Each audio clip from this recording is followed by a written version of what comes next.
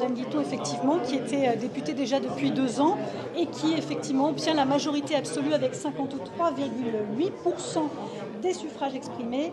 Et du coup, Philippe Beury, qui arrivait en seconde position pour la majorité présidentielle, n'a pas 12,5% des voix, mais surtout, vous avez la majorité absolue, Monsieur Guitton. Alors, évidemment, ça vous fait plaisir, je suppose. En plus, dès le départ, comme ça, c'est un gros succès. Écoutez, c'est une immense honneur que m'ont fait ce soir les Auboises et les Aubois en me réalisant député de la première circonscription de l'Aube, celle où je suis né, celle où je travaille depuis 2 ans, le terrain à l'Assemblée nationale. J'ai fait beaucoup de villages, beaucoup d'endroits sympathiques où il y a eu énormément d'élus et j'appelle toutes les Auboises et les Aubois évidemment à se mobiliser dès la semaine prochaine sur les autres circonscriptions pour donner une majorité au Rassemblement national car je pense qu'il y a urgence de contrer l'extrême gauche et de mettre fin à la Macronie. Le parti a reculé sur certaines mesures, notamment par rapport au pouvoir d'achat. À part la TVA sur l'énergie, vous allez faire.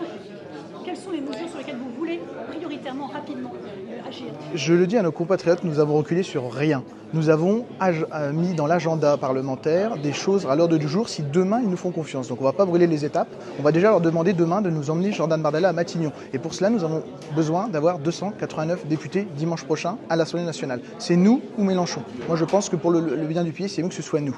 Tout ce que vous dites sur les mesures qui n'auraient pas été appliquées, en fait, on les budgète dans le temps. Parce que, permettez-moi de vous dire qu'on ne peut pas, les promesses de 2022, les appliquer sur potentiellement un gouvernement de cohabitation de 3 ans, et ça, nos compatriotes le comprennent très bien, des mesures qui auraient été prévues pour 5 ans avec une majorité présidentielle, Marine Le Pen à l'Élysée, Jordan Bardella à Matignon. Maintenant, le moindre mal, ce serait que dimanche prochain, Jordan Bardella intègre Matignon et que nous puissions mettre en place des mesures. Mais nous disons aux Français, c'est soit l'extrême gauche, soit 14 parts fiscales supplémentaires, soit la régularisation d'1 million de clandestins, soit le Rassemblement national avec Jordan Bardella.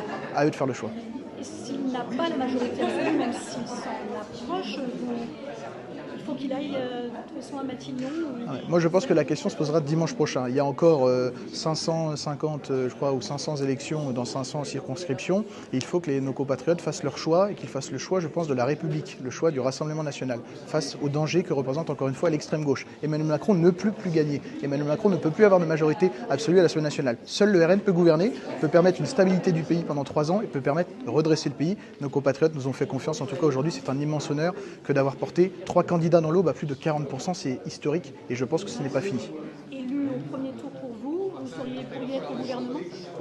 Non mais la question du gouvernement se posera plus tard. Moi, j'ai une responsabilité à porter depuis 2 ans dans la première circonscription de l'Aube qu'on m'a donnée à 27 ans de la part de mes compatriotes. Donc je travaillerai à l'Assemblée nationale et je serai là où il faut. Mais dans un premier temps, gardons le calme des vieilles troupes et permettons déjà à mes 2 collègues au bois de devenir et redevenir députés de leur circonscription la semaine prochaine. Très bien, on vous souhaite une bonne